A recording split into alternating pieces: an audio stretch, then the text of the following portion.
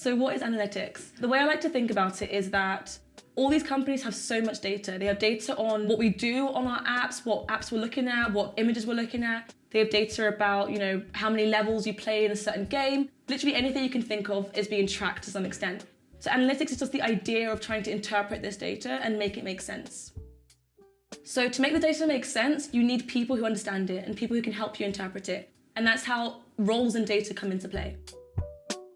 So the question is, why is it so important? Why do companies care about their analytics? Why do companies invest so much money in hiring these people to interpret their data? The benefits of having well-structured and well-interpreted data is that you could do things like reducing your spend in areas that might not be that lucrative.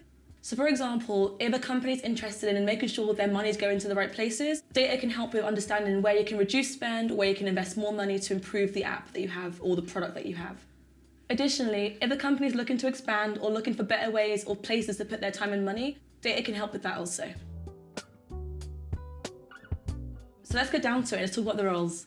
I think it's important to first note that these roles and these titles, they all vary so much depending on the company. So job descriptions are normally your best bet into what they actually want for a given role and what they actually expect.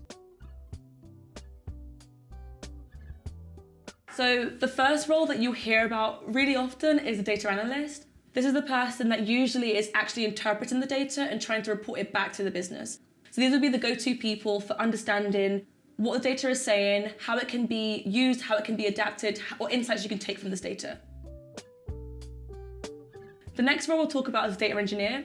So the data analyst is interpreting the data. The data engineer's main job is to support the data analyst. It's to make sure that the data that the analyst has to use is interpretable, is in the right place, is in the right structure, and is reliable. So in simple terms, we could say that the data engineer's job is to take data from point A, the source, to point B, some kind of storage system within a company.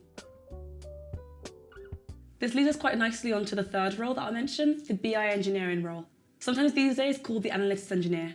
And that's what you'll see me mention a lot because that's the role that Pinnu typically takes at companies we work with. Once the data is in point B, the storage within the company, the analytics engineer's job is typically to then restructure that data and transform it into a way that's useful for the analyst. When you're first getting into data, you don't have to know exactly which way you want to go, whether it's data engineering, data analytics, analytics engineering, or whichever one it is. You can figure it out as you go. You can transition quite nicely between each of these because they're so tightly interwoven. But to help you decide where to focus first, we can go a bit more in depth into what they actually do day to day. So before we start, let's just have a case study in mind. So let's say you're working for a company with an app. Let's use Instagram as an example because everyone knows Instagram. So we'll start with the data analyst. A typical problem that a data analyst might be set is understanding why revenue has dropped week on week. Why there are less users looking on Instagram stories? Or lastly, we've released this new feature, how is it doing? Those kind of really broad and really open-ended questions.